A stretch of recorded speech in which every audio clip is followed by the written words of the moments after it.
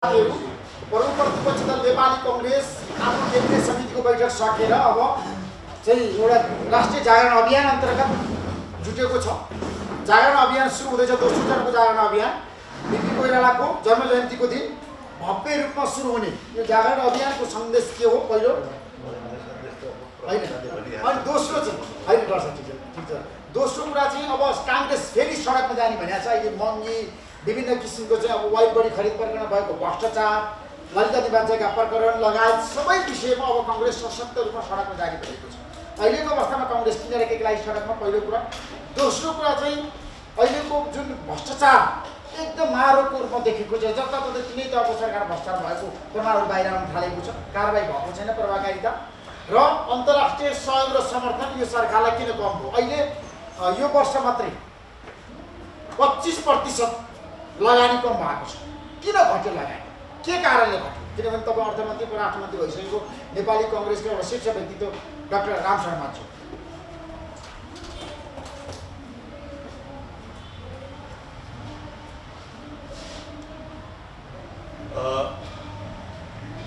अब ऋषिजीहरू साथीहरू, वास्तवमा अब सरकार यो देशको हामी सबैको मूल एजेन्डा भनेको आर्थिक विकास हो। आर्थिक स्तरमाथि जाँदैन, गरिबी हट्दैन, देश समृद्धिको बाटोमा जाँदैन। त्यसकारण चाहिँ आर्थिक विकास नै मूल एजेन्डा हो। तर आर्थिक विकास भन्ने कुरो सजिलो होइन। यसलाई अत्यन्त कठिन एक्सरसाइज हो। यो कठिन एक्सरसाइजलाई गम्भीरतापूर्वक लिनुपर्छ। देशमा के कति साधन स्रोतहरू छन्, देशको पुँजी कति छ, देशको जनशक्ति कति छ, व्यवस्थापकीय क्षमता कति छन्, पुँजी लगानी कति आकर्षित गर्न सकिन्छ, देशको प्राकृतिक साधन स्रोत, भूमि लगायतका प्राकृतिक साधन स्रोत कति छन्, त्यसलाई सकेसम्म राम्रोसँग अधिकतम उपलब्धि हुने गरेर, अधिकतम प्रतिफल प्राप्त हुने गरेर कसरी उपयोग गर्ने, त्यो सरकारको मूल जिम्मेवारी हो। अब यहाँ अहिलेको सरकारकै सन्दर्भमा कुरा गर्दाखेरि कतिपय यहाँ चाहिँ भ्रष्टाचारका कुराहरू आएका छन्, कतिपय चाहिँ लुटतन्त्रका कुराहरू आएका छन्, कतिपय स्क्यान्डल्सका कुराहरू आएको छन्। त्यसमा म चर्चा गरिरहनु पर्दैन। यो मलाई भन्दा पत्रकार मित्रहरूलाई नै बढी थाहा छ। ती बारेमा कुराहरू पनि उठेको छन्, संसदमा पनि कुरो उठेको छ। भोलि हाम्रो पार्टीले चाहिँ कतिपय अवस्थामा समस्या समाधान हुन सकेन भने सडकमा पनि चाहिँ उत्रनु पर्ने आवश्यकता आउँछ पनि। तर मैले अहिले देखेको, मैले आफ्नै विचार राख्ने छैन। अहिले समस्या के हो? अहिलेको समस्या के हो? आर्थिक सन्दर्भमा, आर्थिक विकासको सन्दर्भमा अहिले के समस्या छ? यो सरकार किन पछाडि परिराखेको छ? किन आर्थिक विकास राम्रोसँग हुन सकेको छैन? त्यो बारेमा केही कुराहरू तपाईँहरूसँग राख्न चाहन्छु। अब पहिलो कुरो त के भने, अहिले हामीसँग नयाँ संविधान छ। मैले पहिलेदेखि भन्दै आएको छु, यसमा मल्टिपल गभर्मेन्ट छ, 3 तहको सरकार छ, 761वटा सरकारहरू छन्।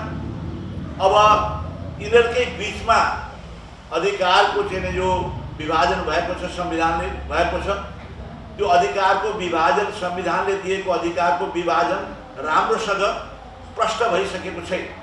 यसले गर्दाखेरि स्थानीय सरकार र प्रदेश सरकारको बिचमा, प्रदेश सरकार र केन्द्रीय सरकारको बिचमा धेरै मतविवाद छ, विवादहरू भइरहेका छन्। अधिकार सम्बन्धी चाहिँ तछाड मछाड भइरहेका छ। सानो मुलुक छ, सानो मुलुकमा धेरै सरकारहरू छन्। त्यसकारण आफ्नो अधिकार र शक्तिको विभाजनबारे अत्यन्त विवाद छ। त्यसको लागि समयमै सरकारले संसदमा यो कानुनहरू पास गर्नुपर्ने, कतिपय कानुनहरू पास भएको छैन, जसले गर्दाखेरि चाहिँ विभिन्न तहको सरकारको बिचमा विवाद छ। यहाँलाई थाहा छ, अहिले पुलिसको रिक्रुटमेन्टको बारेमा विवाद छ, कर्मचारीको रिक्रुटमेन्टको बारेमा विवाद छ। त्यसकारण यसमा सरकार पछाडि पऱ्यो, राम्रोसँग काम गर्न सके। फेरि 3 तहको सरकारको क्षमता राम्रो हुनु पर्यो, क्षमता अभिवृद्धि हुनु पर्यो, त्यसको संस्थागत क्षमता हुनु पर्यो। त्यसको अहिले चाहिँ जताततै अभाव छ। इन्स्टिट्युसन बिल्डिङ भएको छैन, क्यापासिटी बिल्डिङ भएको छैन। जसले गर्दाखेरि रकमको अहिले यस्तो व्यापक दुरुपयोग हर क्षेत्रमा हर तहमा सरकारी ढुकुटीको व्यापक दुरुपयोग भएको छ, जसले गर्दाखेरि प्रतिफल राम्रो निस्कन सकेको छैन। अहिलेको एउटा ठुलो समस्या त्यो 3 तहको सरकारको क्षमता अभिवृद्धि गर्नतर्फ सरकारको ध्यान गएको छैन। सरकार चाहिँ ठुल्ठुलो कुरो गर्ने व्यवहारमा काम चाहिँ गरिरहेका छैन। अर्को कुरो विकास निर्माणका कामहरू अहिले अवरुद्ध छ। अब यहाँलाई भनौँ विगतको सरकारको समयमा रातो किताबमा चाहिँ धेरै योजनाहरू समावेश भएका थिए। ती योजनाहरूलाई योजना आयोगले पनि सहमति स्वीकृति दिएको, अर्थ मन्त्रालयले स्वीकृति दिएको, सम्बन्धित विभाग मन्त्रालय प्राविधिक मन्त्रालय विभागहरूले चाहिँ स्वीकृति दिएर एप्रुभ गरेर काम पनि कार्यान्वयन पनि सुरु भइसकेको थियो। त्यस्ता चाहिँ 5-7 हजार योजनाहरू, सडकका योजनाहरू, सिँचाइका योजनाहरू, खानेपानीका योजनाहरू आदि आदि थिए, तर ती सबै अहिले रोकिएका छन्। त्यसले गर्दाखेरि गाउँ गाउँमा हाहाकार छ। हिजो कार्यान्वयन सुरु भइसकेका योजनाहरू अहिले रोकियो, किनभने हिजो केन्द्रीय सरकारले लिएका योजनाहरूलाई केन्द्रले निरन्तरता दिएन र त्यो प्रदेश र स्थानीय सरकारलाई हस्तान्तरण गरेर यति वर्षसम्म चाहिँ सम्पन्न गर्ने भनेर रकम पनि हस्तान्तरण गरेको छैन, विधिवत रूपमा चाहिँ अधिकार पनि हस्तान्तरण गरेको छैन, जसले गर्दाखेरि सारा विकासका योजनाहरू अहिले लठाबज्र परेका छन्। अर्कोतिर चाहिँ अब क्षेत्रीय तहमा, प्रदेश तहमा अनि चाहिँ स्थानीय तहमा रकमहरू संसद मार्फत वितरण गरिएको छ। हिजो स्वीकृत भइसकेका, अध्ययन भइसकेका, हिजो चाहिँ यो बहुवर्षीय ठेक्कामा गइसकेका, डिटेल प्रोजेक्ट रिपोर्ट भइसकेका योजनाहरूको निरन्तरता होइन। अब सांसदहरू मार्फत चाहिँ जथाभावी नयाँ योजनाहरू सुरु गरिएका छन्। 1 करोडसम्मको योजना चाहिँ अब उपभोक्ता समिति मार्फत कार्यान्वयन गर्ने। उपभोक्ता समिति भनेको पकेटबाट निस्केर आफ्ना कार्यकर्तालाई बनाएको छ। त्यसको आधी जति रकम चाहिँ भ्रष्टाचार र चुहावटमा चाहिँ गइरहेको छ। यसले गर्दाखेरि चाहिँ तपाईँको ठुलो एउटा शासन सत्तामा चाहिँ एउटा करदाताले तिरेको रकमको व्यापक दुरुपयोग भएको छ। र एकातिर सरकारकै प्रवृत्ति हेर्नुहोस्, खर्च गर्ने प्रवृत्ति हेर्नुहोस्, सालबसाली खर्चमा बढी खर्च छ, उपभोगमा बढी खर्च छ, सुख सुविधा भत्ता तलबमा चाहिँ बढी खर्च छ, पुँजीगत खर्चमा कम खर्च छ। अहिले नेपालको राजस्व जति उठ्छ, नेपालमा उठेको राजस्व अहिले चाहिँ आज राजस्वले प्रशासनिक खर्च पनि चाहिँ धान्न नपुग्ने अवस्था भइसक्यो। कुरो चाहिँ ठुलो गर्ने सरकारको ढुकुटी चाहिँ खालि खानपान, सुविधा वृद्धि, आफ्ना सुख सुविधा, तलब भत्ता अनि चाहिँ यो अनुत्पादनशील क्षेत्रमा उपभोगमा बढी खर्च गर्ने सरकारले चाहिँ गरिराखेको छ। अनि जुन रकम पुँजीगत क्षेत्रमा खर्च भएको छ, विकास निर्माणमा खर्च भएको छ, त्यसमा दक्षता छैन, चुहावट धेरै छ, भ्रष्टाचार धेरै छ, जसले गर्दाखेरि परिणाम राम्रो निस्कँदैन। अनि त्यसको कस्ट ओभररन भएको छ, लागत डबल भएको छ। अहिले मेलाम्चीको योजनाको लागत डबल भइसकेको छ, अरू विभिन्न ठुल्ठुला योजनाहरूको लागत डबल भइसकेको छ, समयमा सम्पन्न भएको छैन, ठेकेदारहरूले समयमा काम सम्पन्न गरेका छैनन्, त्यसलाई राम्रोसँग छानबिन गरेर कारबाही गर्ने इत्यादि प्रवृत्ति पनि छैन। त्यसकारण चाहिँ अहिलेको सरकारको एउटा प्रवृत्ति के छ भने कुरो चाहिँ ठुल्ठुलो कुरा गर्ने, आकाशे कुरा गर्ने, उडन्ते कुरा गर्ने, रेल ल्याउने अनि पानी जहाज ल्याउने, अनि अब 10,000 15,000सम्म अटाउने अन्तर्राष्ट्रिय सम्मेलन केन्द्र बनाउने, अनि प्रदेशमा चाहिँ 3,000 5,000 अटाउने सम्मेलन केन्द्र बनाउने, प्रधानमन्त्री कार्यालयको अर्को फेरि प्रधानमन्त्रीको निवासलाई अर्को 40 करोड थपेर अर्को भवन बनाउनु, राष्ट्रपतिको भवन विस्तार। अब यस्तै उपभोगमा खर्च गर्ने, ठुल्ठुला आकाशे योजनाहरू, उडन्ते योजनाहरू गर्ने, तर वास्तविकमा प्राथमिकता कहाँ जानुपर्ने? प्राथमिकताका जनताका रियल आवश्यकताहरू के हो, जनताका फेक निडहरू के हो, त्यसतर्फ ध्यान छैन। अब यातायातकै कुरो गरौँ, काठमाडौँ उपत्यकाकै सडकहरूको स्थिति हेर्नुहोस्, यहाँबाट उत्तरतिर जाने सडकहरूको अवस्था हेर्नुहोस्, नुवाकोटतिर जाने सडकहरूको हेर्नुहोस्, धादिङतिर जानेको हेर्नुहोस्, अथवा चाहिँ सिन्धुपाल्चोकतिर यो चाहिँ नि जाने जताततै अलपत्र छ, ललितपुरतिर जाने हेर्नुहोस्, कहीँ पनि गतिलो छैन। थानकोटबाट बाहिर जाँदा पनि त्यस्तै। यस्तो अवस्थामा थानकोटतिर जाने जताततै अलपत्रको अवस्थामा छ, समयमा कुनै सम्पन्न भएको छैन, पैसा पनि खर्च भएको भएछ। त्यसकारण अहिलेको प्राथमिकता भनेको यातायातकै कुरो गर्ने हो भने यो सबै ठाउँमा भएका पूर्वाधारहरूलाई चाहिँ नि सुधार गरेर स्तर बढाउने र अहिलेसम्म यातायातको सुविधा पहुँच नपुगेका गाउँ गाउँमा 12 महिना चल्न सक्ने सडक बनाउने। त्यसकारण त्यसतर्फ पहिलो ध्यान जानु पर्यो। त्यो पुगेन भने भोलि रेल पनि चाहिएला, अनेक चाहिएला, त्यो पर्याप्त भएन भने पहिला जनताका आधारभूत आवश्यकताहरू पुरा गर्नु। त्यसकारण सिक्वेन्सिङ भन्छ नि, प्रायोरिटाइजेसन, प्राथमिकता कहाँ जानु पर्छ। प्राथमिकता चाहिँ नि ठुल्ठुलो हावादारी कुराहरूमा प्राथमिकता छ, अनि काम चाहिँ छैन र जनताका आधारभूत आवश्यकता पुरा गर्नेतर्फ सरकारको ध्यान छैन। अब यसले गर्दा पनि चाहिँ नि विकास निर्माणका कामहरू अहिले चाहिँ नि अवरुद्ध भएका छन्, राम्रोसँग काम हुन सकेका छैन। अर्को कुरो, अब के पनि भनौँ भने यो सरकारले चाहिँ नि यति धेरै खर्च चाहिँ नि बढाएको छ।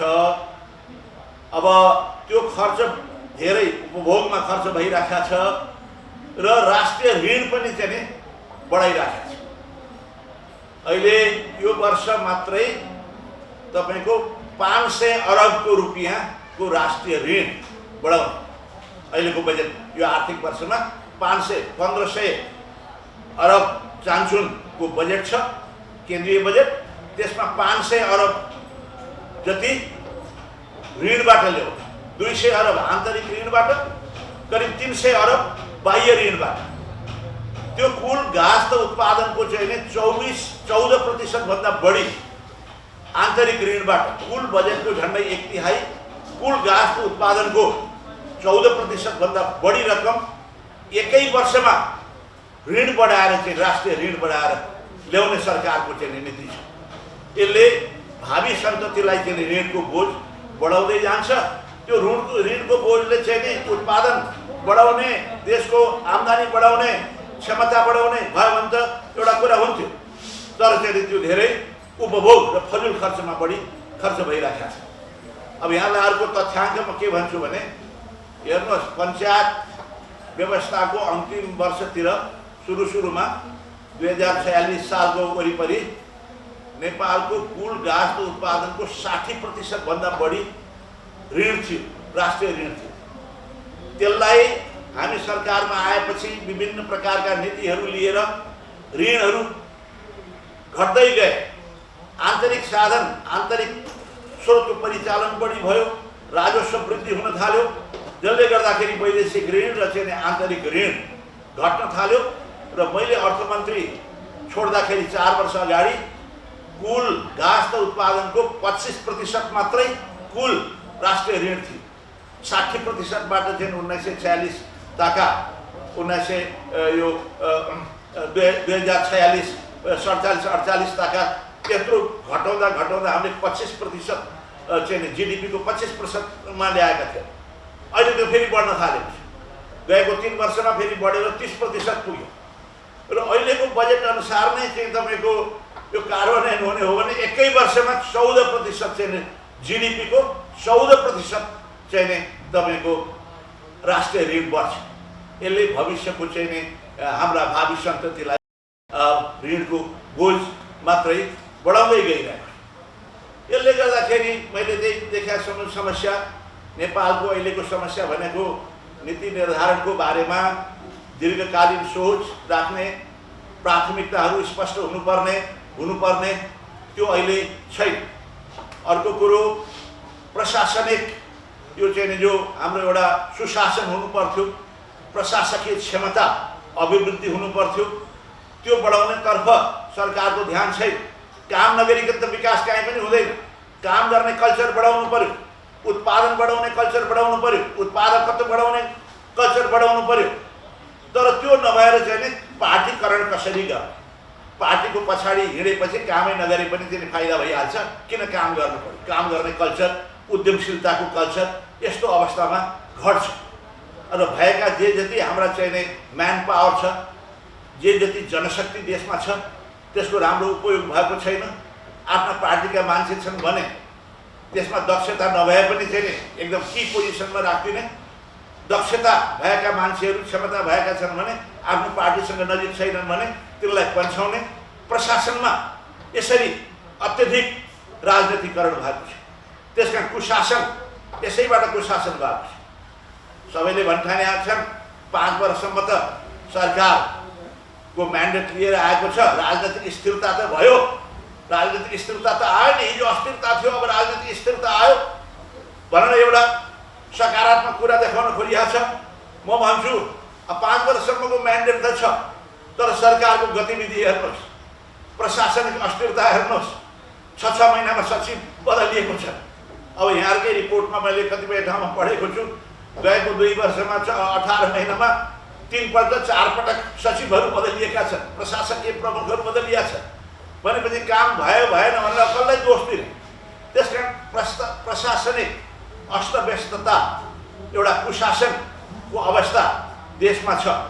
ठुल्ठुलो कुरो गर्ने, तर त्यसको लागि कार्यान्वयन गर्नलाई, उपलब्धि प्राप्त गर्नलाई, क्षमता कसरी वृद्धि गर्ने, भएका जनशक्ति, भएका स्रोत साधनको अत्यधिक राम्रोसँग अप्टिमम उपयोग कसरी गर्ने, त्यसतर्फ सरकारको ध्यान बिल्कुलै छैन।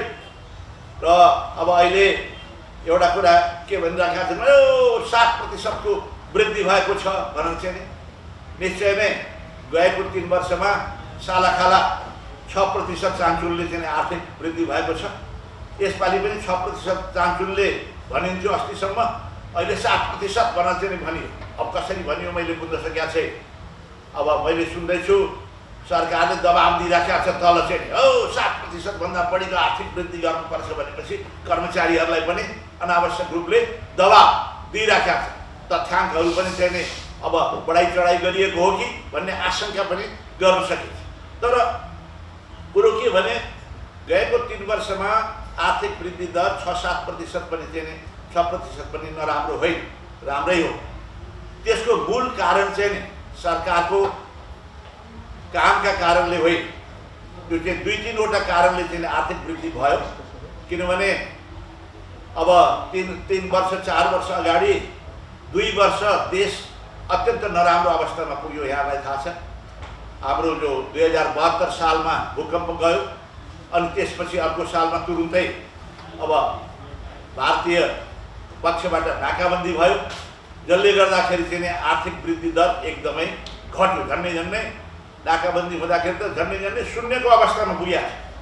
अब आधार वर्षको चाहिँ आर्थिक वृद्धि दर अत्यन्त कम भइसकेपछि त्यसपछि स्वतः हुने चाहिँ जब एउटा नर्मल अवस्थामा इकोनोमी आउँछ, स्वतः आर्थिक वृद्धि दर भइहाल्छ। त्यसकारण आधार वर्ष चाहिँ अत्यन्त पोहोर भएको कारणले गर्दाखेरि एउटा वृद्धि भएको एउटा कारण हो। अर्को कारण भूकम्प पश्चातको पुनर्निर्माण जसरी अहिले देशभरि भइराखेको छ, त्यसको लागि रकमको व्यवस्था त हाम्रै समयमा भएको हो। मेरै नेतृत्वमा मैले 4 खरबभन्दा बढी रकमको अन्तर्राष्ट्रिय सहयोग मोबिलाइज गर्न हामी सफल भयौँ। अब त्यही पुनर्निर्माणले का कारणले पनि चाहिँ अहिले आर्थिक वृद्धि दरमा सुधार हुनुपर्ने यो एउटा कारण हो। अर्को कारण अब प्राधिकरणबाट विद्युतको आपूर्तिमा धेरै सुधार भएको छ। प्राधिकरणको म्यानेजमेन्टमा चाहिँ विद्युतमा चुहावटमा धेरै नियन्त्रण गर्न, कन्ट्रोल गर्न सफल भएका छन्। यसले गर्दाखेरि विद्युतको आपूर्तिमा निकै सुधार भएको हुनाले पनि उद्योग धन्दा अबमा क्यापासिटी युटिलाइजेसन, त्यसको क्षमता अभिवृद्धि गर्न सजिलो हो, त्यसले वृद्धि भयो। र अर्को कुरो चाहिँ नै अब रेमिटेन्सबाट आएको रकम खर्च भएको छ देशभरि, त्यसले गर्दाखेरि विदेशबाट आउने सामान पनि बढेका छन्, उपभोग पनि बढेको छ। त्यसले गर्दाखेरि चाहिँ नि अलिकति आर्थिक गतिविधिहरू बढेका छन्। यी सबै कारणले गर्दाखेरि चाहिँ नि 6-7% को आर्थिक वृद्धि त्यसै कारणले भएको, सरकारको नीति कारणले भएको होइन। सरकारले नयाँ काम गरेर, नयाँ सुधार गरेर चाहिँ नि यी सुधारहरू भएका होइन। त्यसकारण चाहिँ नै आजको देशको आवश्यकता हो कसरी उत्पादन बढाउने, कसरी उत्पादकत्व कल्चर बनाउने, कसैलाई सबलाई मोटिभेट गर्ने, लगानी कसरी वृद्धि गराउने। विदेशी लगानी वृद्धि गर्छु भनेर ठुल्ठुलो भाषण गरेर मात्रै वृद्धि गर्ने त होइन। सुशासन हुनु पर्यो, समयमा निर्णय गर्न सक्ने, विधिको शासन लागू हुन्छ भन्ने हुनु पर्यो। पूर्वाधारमा जो चाहिँ अहिले बेहाल अवस्था छ, एयरपोर्टदेखि सडकको जो बेहालको अवस्था छ, त्यसलाई चाँडो सुधार गरेर प्राथमिकताका साथ तिनीहरूलाई चाहिँ सुधार गरेर अगाडि बढाउनु पर्यो। अनि त्यस्तै गरेर चाहिँ नै देशमा अब यहाँ काम गर्ने वातावरण छ, राजनीतिकरण नेपालमा कम छ। हेर्नुहोस्, संसारमा मैले धेरै देशमा युएनमा काम गर्दाखेरि मैले इरानदेखि लिएर इरान, श्रीलङ्का, मङ्गोलिया अनि अर्को चाहिँ मालदिप्स र उत्तर कोरियाको म चाहिँ नि एरिया अफिसर थिएँ युएन हेडक्वार्टर्समा, युएनडिपी हेडक्वार्टर्समा। त्यसपछि अफगानिस्तानको कार्यक्रम हेर्नलाई म पाकिस्तानबाट अफगानिस्तान कार्यक्रम हेरेँ। विश्वभरि मलाई धेरै जानकारी छ। कुनै पनि मुलुकमा, विकसित मुलुकमा पनि, विकासोन्मुख मुलुकमा पनि नेपालमा जति राजनीति छ, राजनीतिकरण भएको छ, प्रत्येक व्यक्ति, प्रत्येक समूहलाई चाहिँ नि पार्टीगत रूपमा संलग्न चाहिँ गराइएको छ, त्यो संसारमा कहीँ पनि छैन। यहाँलाई थाहा छ, अब यो उपभोक्ता समितिदेखि लिएर स्कुलको व्यवस्थापन समिति लिएर वन उपभोक्ता समितिदेखि लिएर उद्योग वाणिज्य हर क्षेत्रमा चाहिँ नि पार्टीगत रूपमा निर्वाचनै निर्वाचन। पार्टीको पछाडि लागेपछि चाहिँ नि म सुरक्षित भइहाल्छु भन्ने हुन्छ। त्यो मेहनत गर्ने, उद्यमशीलता देखाउने चाहिँ नि प्रवृत्ति चाहिँ नि बढाउने अवस्था छैन। त्यसकारण काम गर्ने प्रवृत्ति बढाउनु पर्यो, उद्यमशीलताको प्रवृत्ति बढाउनु पर्यो, लगनशीलता बढाउनु पर्यो, मेहनत गर्ने काम बढाउनु पर्यो। त्यसतर्फ सरकारको ध्यान जानुपर्छ। त्यो बिल्कुलै छैन। अहिले राजनीतिकरण मात्रै होइन, बढी पार्टीकरण भइरहेको छ। अब अहिले उसका कुराहरू निस्कन्छ, बेरोजगारीका कुराहरू निस्कन्छ। बेरोजगारी त अब नेपालमा बेरोजगारीका समस्या छन्, त्यसले गर्दा विदेशमा गएका पनि हुन्। तर स्वदेशमा रोजगारीकै अवसर हुँदै नभएर होइन। अहिले गाउँ गाउँमा बाँझै जमिन छ, खेतबारी पनि बाँझै हुन थालेको छ, काम गर्ने मान्छे छैन। त्यस्तै गरेर फ्याक्ट्रीहरूमा धेरै चाहिँ विदेशबाट आएर काम गर्छन्। तराईका फ्याक्ट्रीहरू हेर्नुहोस्, आधी जति त चाहिँ विदेशबाट आएका छन्। जति पनि यहाँ निर्माणका कामहरू छन्, त्यहाँ पनि इन्डियन, बङ्गलादेशी अनेक छन्। 10औं लाख विदेशबाट आएका छन्। त्यसकारण अब रोजगारी बढाउनको लागि कसरी स्किल जेनरेट गर्ने, स्किल बनाउने। अब अहिले रोजगारी बेरोजगारीलाई भत्ता दिने नाममा जताततै पैसा बाँड्न थालेका छन्। म त के भन्छ, त्योभन्दा महत्त्वपूर्ण कुरो त के हुनुपर्छ भने स्किल जेनरेट गर्नुपर्छ। फ्याक्ट्रीमा काम गर्न चाहिँ प्रोत्साहन गरेर चाहिँ तालिम दिने। त्यसरी घर निर्माणको लागि अहिले हेर्नुहोस्, जति पनि घरहरू चाहिँ बनाएको छन् सबै विदेशी गएको छ। नेपालबाट मात्रै चाहिँ झम्मै 300 अरब जति रकम हिन्दुस्तानमा रिपेट्रिएसनको रूपमा जान्छ, रेमिटेन्सको रूपमा जान्छ। 300 अरबभन्दा बढी हिन्दुस्तानमा विदेशबाट आउने रेमिटेन्समा चाहिँ नि नेपालबाट 6औं 7औं मुलुक छ। त्यसकारण चाहिँ ती कामहरू नेपालीहरूले आफैले यहाँ गर्न सकेको खण्डमा, गर्नलाई प्रोत्साहित गरेको खण्डमा त्यो रकम त देशभित्रै बस्थ्यो, विदेश जान पर्दैन थियो। अनि नेपालीहरू चाहिँ नि विदेश जानुपर्ने स्थिति पनि छैन। अब त्यसकारण नेपालमा अब बेरोजगारीका समस्या समाधान गर्नको लागि स्किल सिपको तालिम नेपालमा आवश्यक जुन जनशक्ति छ, त्यो जनशक्ति निर्माण गर्नतर्फ जानुपर्ने। अब असारको समयमा भटाभट चाहिँ नि झार ओखल्न र अनेक पैसा बाँड्न थालेपछि अब रोपाइँ गर्नलाई चाहिँ नि लाठे नै पाउन छोडेर गयो।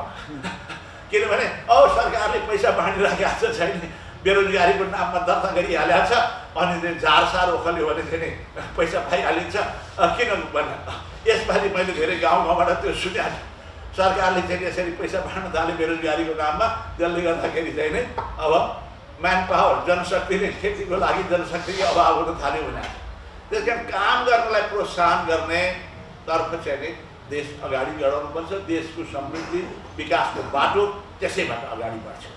अब यी सबैमा सुधार गर्नुपर्छ। हाम्रो कुरो त्यो हो, सरकारको ढुकुटीको दुरुपयोग नहोस्, अब यहाँकै रिपोर्ट सुनेको मैले पढेको छु, सायद नयाँ पत्रिकामा हो क्या अरे, ओलीजीको निर्वाचन क्षेत्रमा मात्रै 24 अरबका योजनाहरू 24 अरबका योजनाहरू हजुर। अनि विदेश भ्रमणमा मात्रै गएको 1.5 वर्षमा चाहिँ नि 2 अरब रुपियाँ खर्च भएको छ। अब यस्ता यस्ता चाहिँ नि रकमलाई कसरी चाहिँ सदुपयोग गर्ने, कसरी सन्तुलित विकास गर्ने, कसरी चाहिँ प्रतिफल बढ्ने हिसाबले राष्ट्रको शक्ति बढाउन सक्ने हिसाबले चाहिँ खर्च गर्नुपर्छ। अब योजनाहरू चाहिँ ठुल्ठुला टावर बनाउने, ठुल्ठुला भवन बनाउने, अब यस्तै यस्तै चाहिँ कुराहरूमा चाहिँ बढी सबैको ध्यान गइरहेको छ। अब यसलाई सुधार डेफिनेटली गर्नुपर्छ। त्यही बारेमा हामी आवाज उठाउँछौँ। केन्द्रीय समितिमा नि धेरै छलफल भएको छ र आवश्यक पर्याखण्डमा धेरै दुरुपयोग हुने खण्डमा हामीले सुझाव दिने, सल्लाह दिने, सुझाव र सल्लाह अनुसार काम भएन, शक्तिको ज्यादै दुरुपयोग हुन थाल्यो भने सदनमा मात्रै होइन सडकमा पनि आउनुपर्ने बाध्यता हुन सक्छ। धन्यवाद। पार्टीको चाहिँ मतलब कि दलीय चाहिँ व्यवस्थाको अवगुणको रूपमा हो कि के हो? के भन्नु? दलीय बहुदलीय व्यवस्था भएको कारणले चाहिँ यो पार्टीगत रूपमा भएको कारणले चाहिँ यो पार्टीकरण भएको हो कि होइन, एकदलीय व्यवस्था आवश्यक भएको हो कि? बिल्कुलै होइन। बहुदलीय व्यवस्था त अहिले सारा संसारले स्वीकार गरेको व्यवस्था। सारा संसारभरि 2-4वटा मुलुक बाहेक, कम्युनिस्ट मुलुक बाहेक, अरू चाहिँ केही मिलिट्री डिक्टेटरसिप भएका मुलुक बाहेक सबै ठाउँमा बहुदल त हुन्छ। तर बहुदल त एउटा व्यवस्था हो। तर हरेक ठाउँमा दलको आधारमा मात्रै, त्यो त चुनावमा हुन्छ। कुन दललाई भोट दिने भन्ने त चुनावमा हो। त्यो दलमै चाहिँ फुल टाइम लागेर राजनीतिमा लाग्नेहरू चाहिँ दलमा हुन्। तर हरेक व्यवसायमा पनि दलीय आधारमा चाहिँ जसरी मान्छेलाई संलग्न गराउने प्रवृत्ति चाहिँ नेपालमा बढी भयो, दुरुपयोग भयो। तपाईँले देख्नु भएको छ हिन्दुस्तानमा, बङ्गलादेश सबै मुलुकमा पनि त बहुदल छ। नेपालमा जति राजनीतिकरण र पार्टीकरण यहाँ भएको छ, अरू मुलुकमा यस्तो देखिँदैन। अब त्यो चाहिँ बढी कम्युनिस्ट मुलुकमा बढी हुन्छ। हरेक कुरा आफ्नै पार्टीकाले गर्नुपर्छ भन्ने। अब त्यही कुरो चाहिँ नि हाम्रो अहिलेको सरकारले पनि देखासेखी गरेर त्यही अनुसार सिस्टममाथि आक्रमण सुरु भएको छ। गणतन्त्रमा जनताको अपेक्षा अनुसार काम भएन। त्यसैले धार्मिक स्वतन्त्रता नेपाली कमान्डले बोकिँदाखेरि हिन्दू राष्ट्रतिर मुलुक नाम आयो। जाने नजाने कुरो त जनताले निर्णय गर्ने कुरो हो। संविधान संशोधन भएर निर्णय गर्ने कुरो हो। आवाज उठाउने स्वतन्त्रता सबलाई छ। आफ्नो आफ्नो विचार राख्ने स्वतन्त्रता होइन, आफ्नो आफ्नो विचार राख्ने स्वतन्त्रता सबलाई हुन्छ। कसैले हिन्दू राष्ट्र चाहिन्छ भनेर भन्यो भने त्यसलाई आपत्ति गर्नुपर्ने कुरो, कसैले चाहिन्छ भन्लान्, कसैले चाहिँदैन भन्लान् होइन। कसैले हामीले भने धार्मिक स्वतन्त्रता भए त भइहाल्छ नि। अब धार्मिक स्वतन्त्रता भएपछि त चाहिँ नि हिजो पनि त धार्मिक स्वतन्त्रता थियो। सबैलाई आफ्नो आफ्नो धर्म मान्ने स्वतन्त्रता भइहाल्छ। अब कसैले हिन्दू राष्ट्र नै भन्नुपर्छ, हिन्दू राष्ट्र हुँदैमा धार्मिक स्वतन्त्रता हुँदैन भन्ने त छैन। यी त आफ्ना आफ्ना विचार र दृष्टिकोणहरू हुन्। आफ्नो आफ्नो विचार र दृष्टिकोण राख्ने स्वतन्त्रता सबैलाई हुन्छ। अब निर्णय के हुने भन्ने कुरो त चाहिँ विधिवत रूपमा संविधान संशोधन हुनु पर्यो। त्यसबाट मात्रै निर्णय हुनसक्छ। कतिपय विषयमा जन्म सङ्ग्रह पनि चाहिँ बाट पनि निर्णय हुनसक्छ। त्यो त भोलि के हुन्छ भोलिका कुराहरू हुन्। अहिले त आवाज उठाउने, आफ्नो आफ्नो आवाज उठाउने अधिकार सबैलाई। ल, धन्यवाद।